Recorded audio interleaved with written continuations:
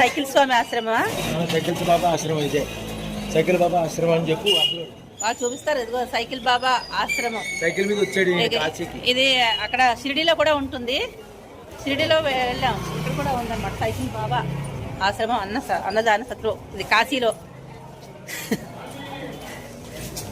అయితే పొద్దున్నే లేచి 3 గంటగా లేచామండి. 4 గంటకి మేము విశ్వేశ్వరుని దర్శనం చేసుకున్నాము, అన్నపూర్ణమ్మ వారి దర్శనం చేసుకున్నాము, అలాగే విశాలాక్షమ్మ వారి దర్శనం చేసుకున్నాం, కాలభైరవ స్వామి దర్శనం కూడా చేసుకున్నాము. అక్కడ ఉన్న చిన్న చిన్న గుళ్ళన్నీ కూడా చూసేసుకున్నాము. చూసుకుని ఇప్పుడు ఇక్కడ లలితా పరమేశ్వరి టెంపుల్ ఉంటుంది. ఆ లలితా పరమేశ్వరి టెంపుల్కి వెళ్తున్నాము. అలాగే మధ్యాహ్నం ఇక్కడ మణికర్ణికా ఘాట్లో స్నానం చేస్తాం.